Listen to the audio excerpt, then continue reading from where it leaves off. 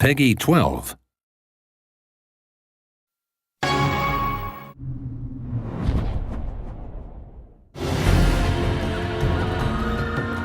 Everything about the game is unique. Forgotten Sands for the Wii has exclusive storyline, exclusive environments, has exclusive mechanics. It's made from the ground up for the Nintendo Wii.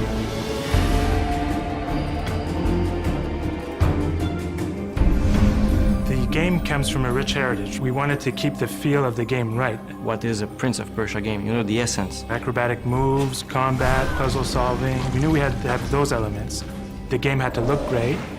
It has a steady frame rate, about 60 FPS. And this is very important for a Prince of Persia game because the prince is moving fast.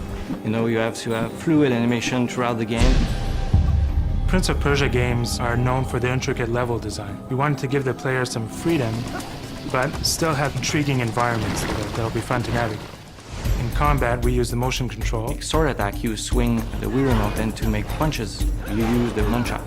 There's a grab and throw move, there's a finishing move, a tornado attack where you can spin around and attack all the enemies.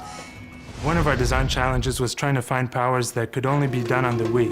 The prince will be able to use sand powers. There's the sand ring, which allow him to create rings on walls so he can climb up higher and reach otherwise unreachable areas.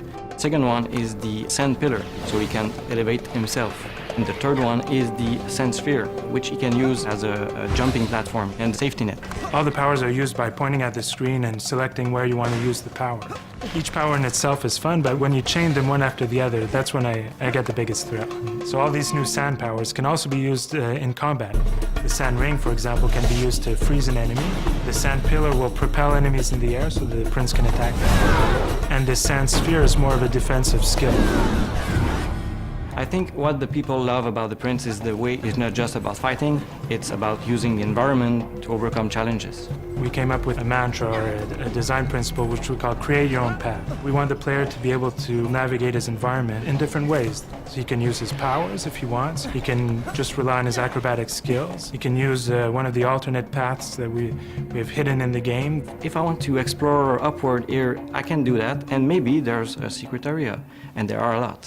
When we thought of co-op, we wanted something where a big brother would be able to play with his little brother, little sister. A second player can jump in whenever he wants and help the first player who is playing the prince, slowing down enemies, slow traps, drawing path on the screen to indicate, I think you missed a secret area over there.